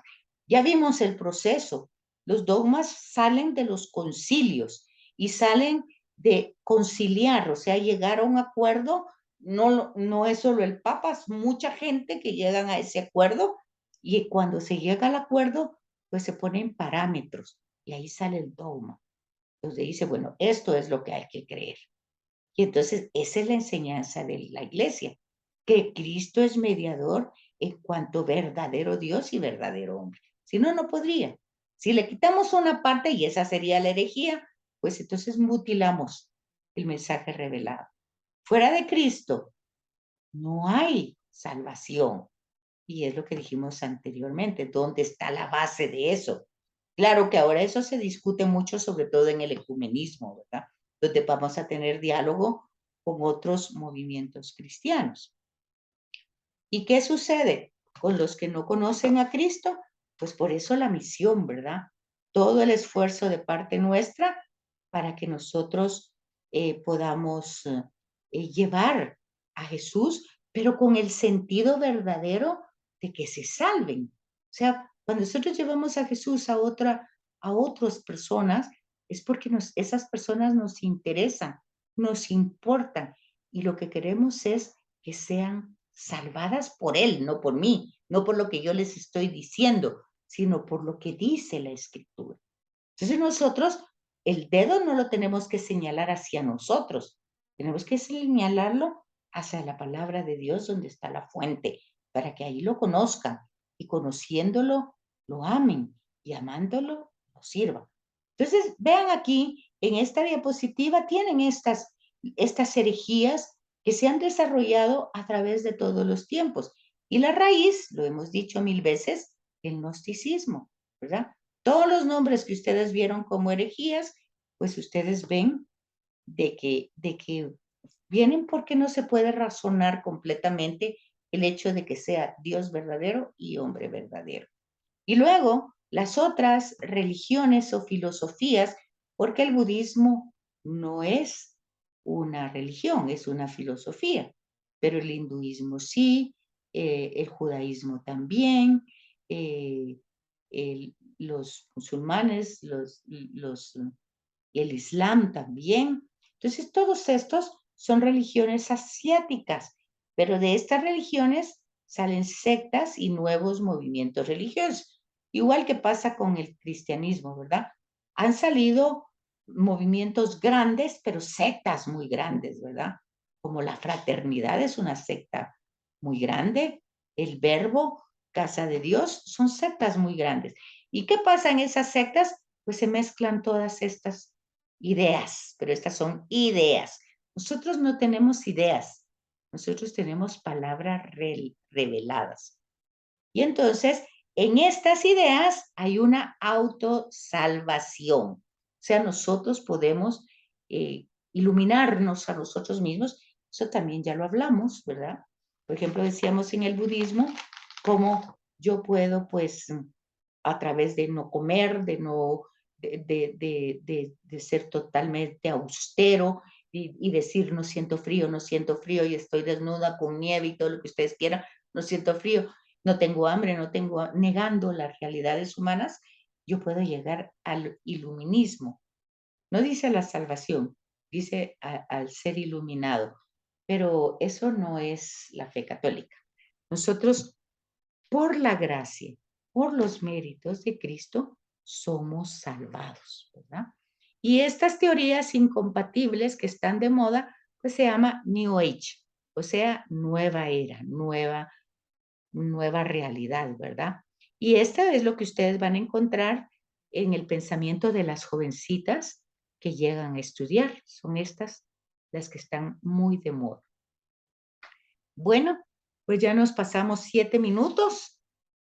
Si tienen dudas, preguntas, o si no, pues lo dejamos hasta aquí.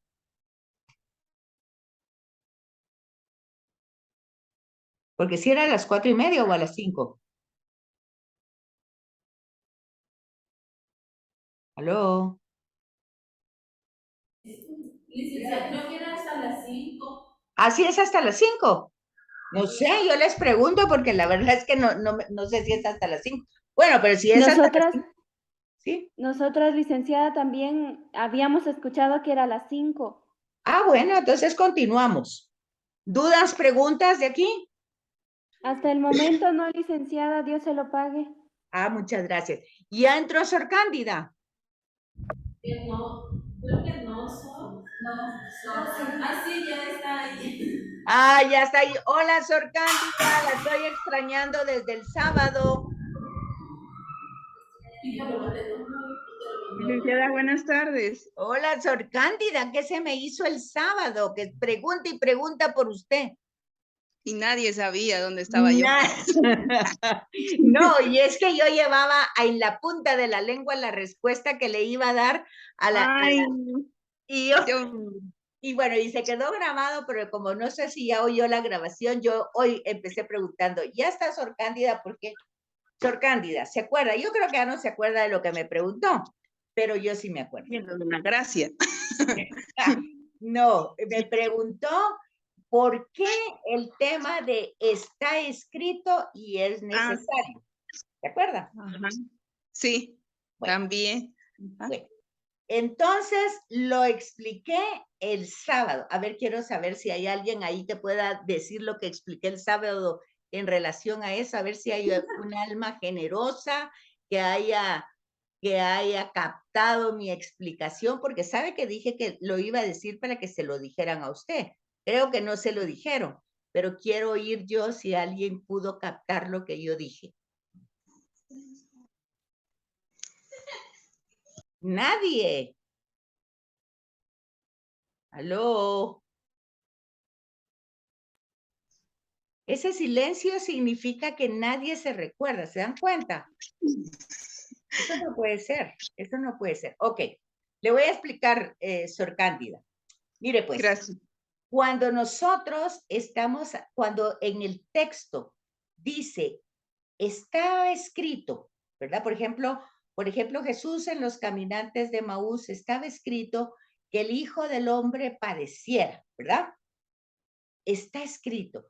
Y cuando nosotros hablamos también, era necesario que el Hijo del Hombre, y cuando nos vemos también, él está escrito para que Judas cumpliera lo que estaba escrito, ¿verdad?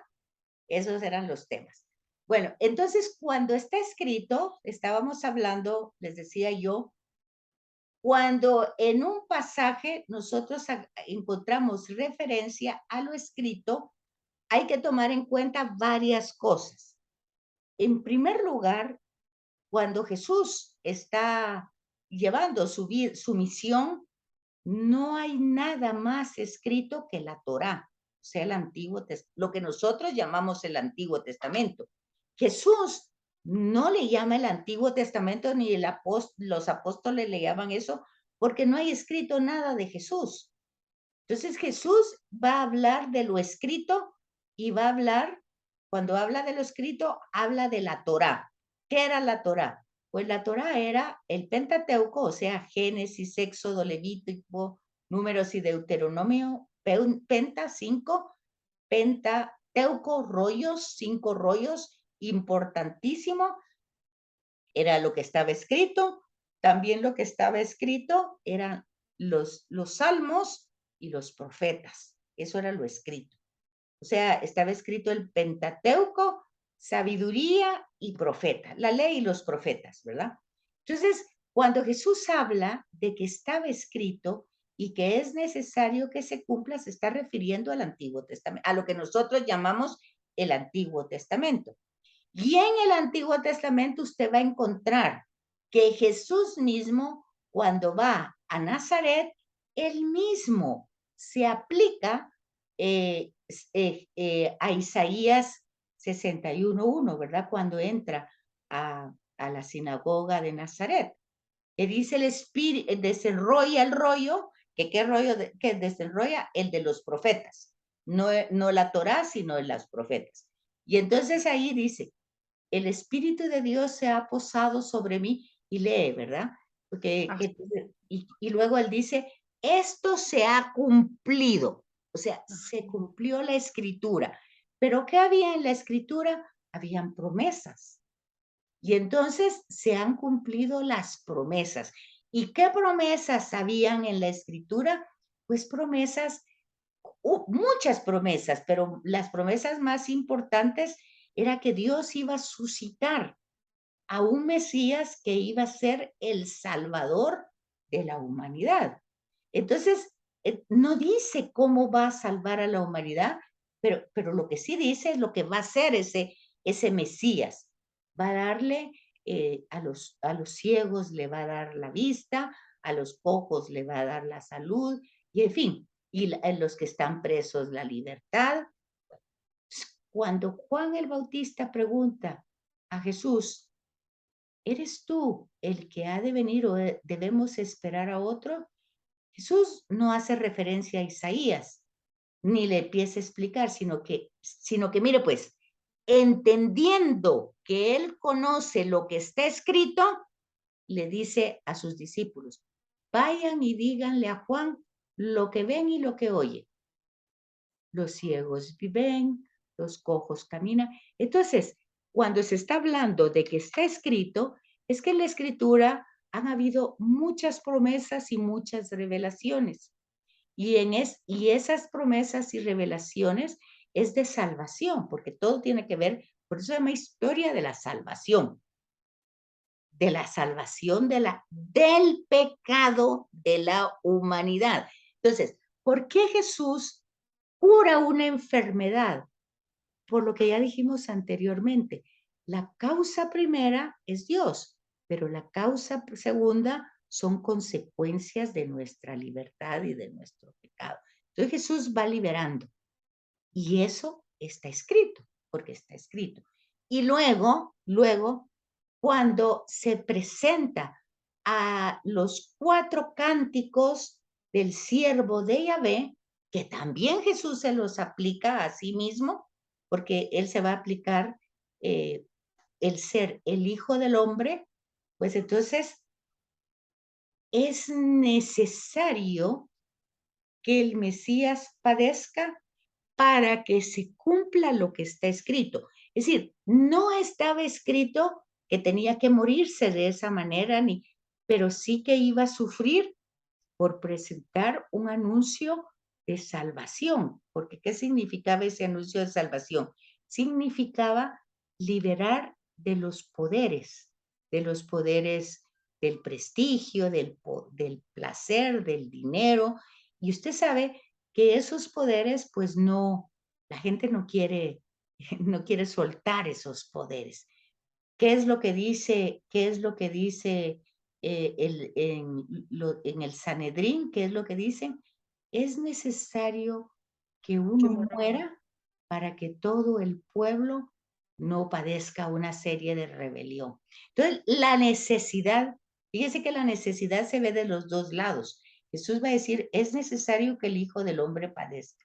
Y en el Sanedrín, antes de juzgar a Jesús, dice, es necesario que uno muera para que nadie, pues, no se haga una revuelta y los romanos después vengan a matarnos.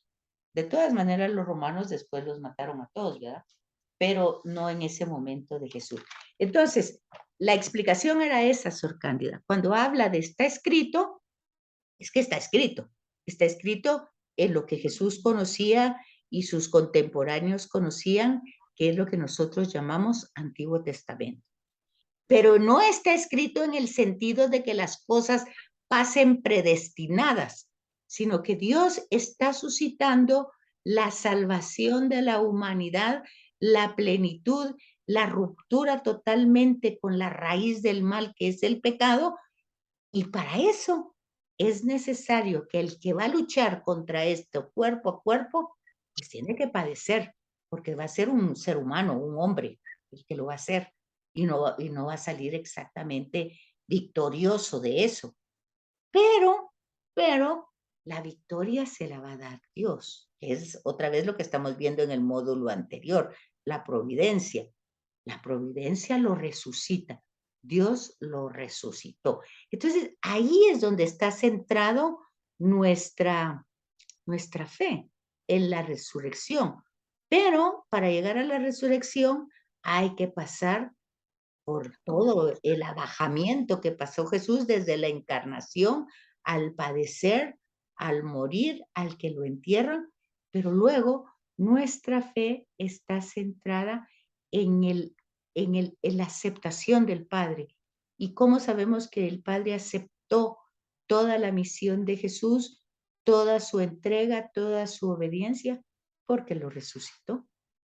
Entonces, ahí es donde nosotros pues vemos que nuestra fe no es una fe abstracta, sino que confiamos en Dios, que es lo que estamos viendo en el otro módulo, que lleva toda la historia, lleva el hilo de la historia y la provee y la dirige, porque es el Señor de la historia, pero en esa misma historia pues entra Dios encarnado, que es Jesús, el mismo Yahvé encarnado en la persona de Jesús, pero al ser 100% hombre, tiene que pasar por todo ese sufrimiento porque es necesario. ¿Por qué es necesario? Porque es la forma como Él va a reciclar todo el pecado de la humanidad. Porque al final de cuentas, todo el sufrimiento y el dolor, la raíz de eso es el pecado. Y no es como, vuelvo a decir, el pecado mío o especialmente que me está pasando esto por algo malo que yo hice, sino porque a veces es un pecado social, comunitario, que afecta. En el caso, por ejemplo, de Guatemala, lo hablábamos anteriormente, pues la corrupción afecta a toda Guatemala. ¿Por qué afecta? Porque las obras no se hacen con la calidad que se tienen que hacer, porque se da el dinero para que se haga con esa calidad, pero la mitad se la embolsan y la otra mitad hacen lo que pueden. Entonces ahí tenemos el tema de un pecado estructural, un pecado social. Entonces ustedes dirán, bueno, ¿y no Jesús ya lo quitó todo? Sí, ya lo quitó todo, pero nosotros tenemos que colaborar. Y si nosotros, en lugar de colaborar por el reino, colaboramos con la corrupción, es lo que dice el Papa Francisco. Todos somos pecadores, eso está bien, todos somos así, pero todos debemos luchar para no ser corruptos, porque es muy fácil corrompernos porque todo el mundo dice, eso todo el mundo lo hace, eso es bueno porque todo el mundo lo hace. Bueno, pues no es tan así.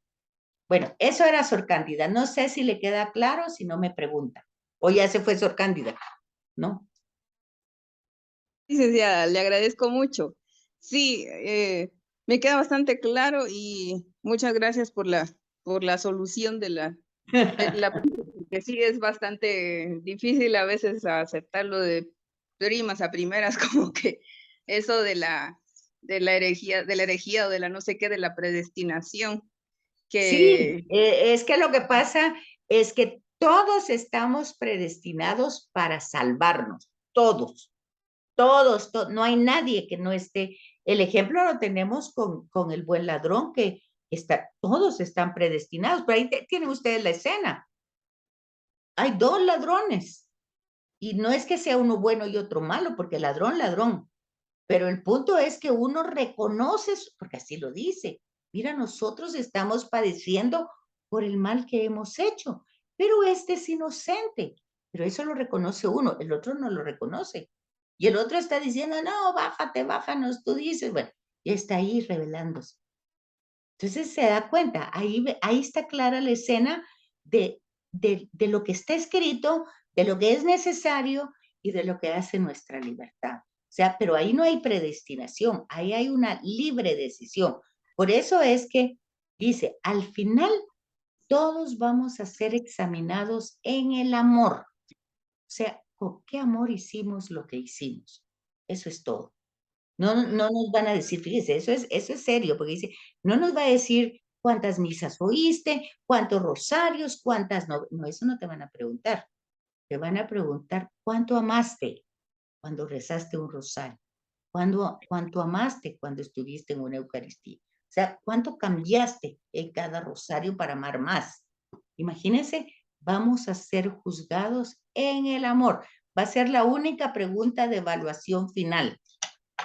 Y entonces ahí es donde se entiende en Mateo 25, porque tuve hambre y no me diste de comer. O sea, no amaste, no amaste. Ahí estabas haciendo muchas cosas, pero no amaste. Entonces, el tema es muy hermoso porque la verdad, nuestro cristianismo católico, nuestra fe católica y nuestra teología católica es verdaderamente preciosa. Pero muchas veces nos quedamos con ideas equivocadas y entonces empobrecemos la belleza y la riqueza de esa teología. Pero hay que hacer la lucha para poderla captar. Bueno, no sé si tiene más preguntas, Sor Cándida, o algo más. ¿O alguien más que tenga preguntas? ¿No? No, licenciada, muchas gracias. Bueno, ya ahorita, por ejemplo, ya estamos en la 13, ¿verdad? Ya la 14 va preguntando como consecuencia, Dios quiere el mal, es el tema 14. Obviamente no lo quiere, ¿verdad? Yo creo que en automático nos vamos a decir, por supuesto que no lo quiere. Pero aquí es donde va a entrar otra palabra, como diría Sor Cándida, difícil de comprender, pero lo permite, ¿verdad? Ahí es donde nosotros nos quedamos un poquito, bueno, pero si lo quiere, no lo quiere, pero lo permite, es como que lo quisiera, ¿verdad? Pero no.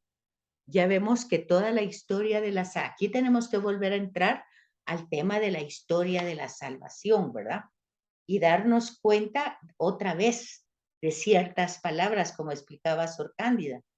Es necesario conocer cuál es la revelación que Dios hace sobre el tema del mal. O sea, tenemos que encontrarlo desde la revelación, no desde las circunstancias de la historia, por una sola razón, que la historia, a pesar que Jesús venció el mal con su pasión, con su muerte, con su encarnación y sobre todo con su resurrección, no todos hemos pues asumido esa salvación. Y acuérdense que el tema no es mágico. El tema de la oración, el tema del sacrificio, no es mágico, sino todos tenemos que asumirlo y lo tenemos que asumir desde la revelación, no desde lo que nos imaginamos, sino de lo que el dato revelado dice.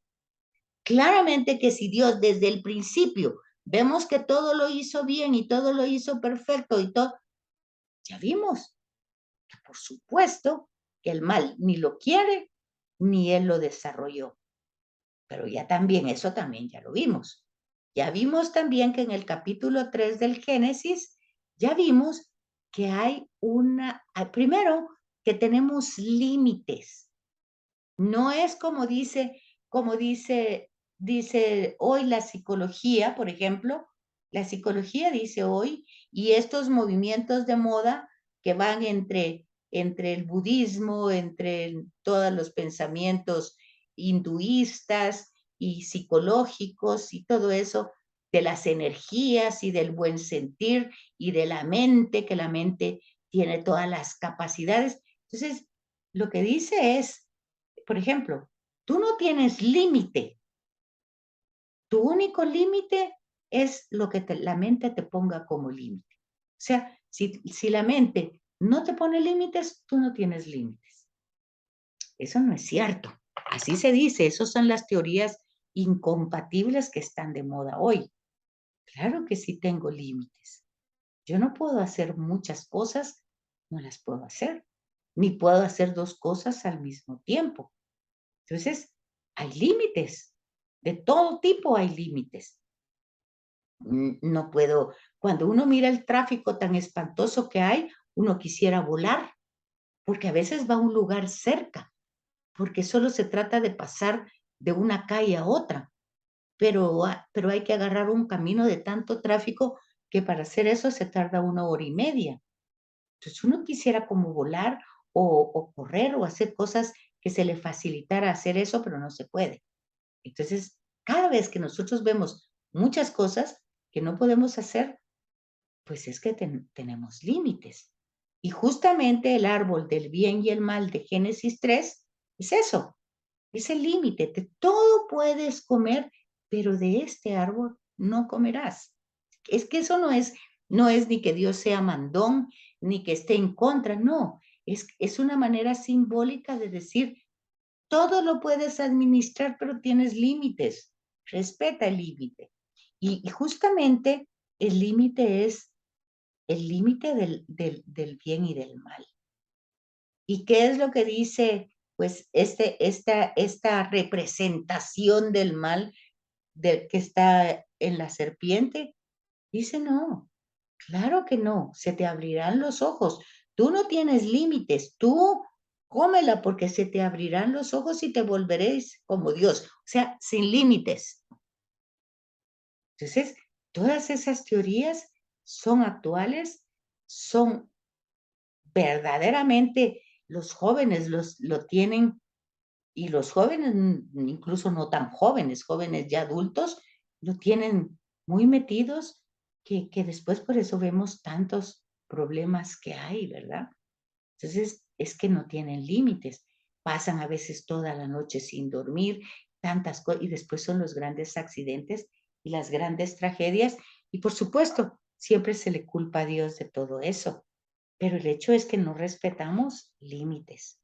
Entonces, hay que fijarse sobre todo en el catecismo, que dice que Dios siendo todopoderoso, soberanamente bueno, no permitiría jamás que en sus obras existiera algún mal. Si Él no fuera suficientemente poderoso y bueno para hacer surgir un bien del mismo mal. Entonces, cuando uno dice que Dios permite el mal, cuando uno dice eso, según el catecismo, tiene que tener claro de por qué de ese mal va a salir algo mucho mejor. ¿Cómo no lo sabemos? Porque nadie puede imaginarse que en una tragedia de la muerte de alguien, pues pueda salir un bien. Nosotros no lo imaginamos porque no somos Dios. Pero está claro, Jesús le dice a Pedro, tus pensamientos no son los de Dios. Porque Pedro tampoco se podría imaginar qué de bueno podría traer la muerte de Jesús. No, no vayas a Jerusalén. Si te van a matar ahí, no vayas. No puede salir nada bueno si te van a matar a ti, que eres el Hijo de Dios, el Mesías, el que ha sido anunciado. ¿Y qué le contesta Jesús? Atrás de mí, Satanás, que tus pensamientos no son los de Dios. O sea, vemos ahí claramente el dato revelado. O sea, el mal existe, no es querido por Dios, pero tiene que desarrollarse como se desarrolla el crecimiento del trigo y la cizaña. Es inevitable. Ahí está. Cuando le llegan a preguntar al que sembró el trigo, le llegan a preguntar, la semilla no era buena porque está saliendo cizaña. Y dice, no, la semilla sí era buena, pero vino el malo y sembró otra semilla mala, ¿verdad? Por envidia. Entonces, eso no lo podemos, Dios lo permite, pero de eso va a surgir algo mejor. ¿Cómo va a pasar? Bueno, pues el ejemplo lo tenemos revelado. Pues de la pasión y muerte de Jesús surge la resurrección. Es un bien mucho mejor que el mal. O sea, tal vez a nosotros nos hubiera encantado que lo bajara de la cruz y aplaudir porque lo bajó de la cruz, porque a nosotros nos gustan ese tipo de cosas, pero nuestros pensamientos no son los de Dios y Dios no actúa así.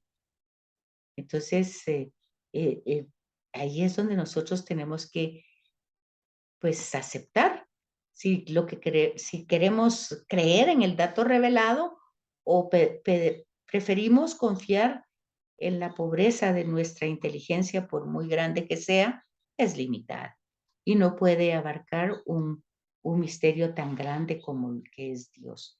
Entonces, definitivamente Dios no quiere el mal, pero ya explicamos desde la Escritura cómo es que lo permite, ¿verdad? Pero en el ejemplo de Jesús, pues sí, está la encarnación, está su ministerio, padece, muere, ahí está el bien supremo, lo resucita.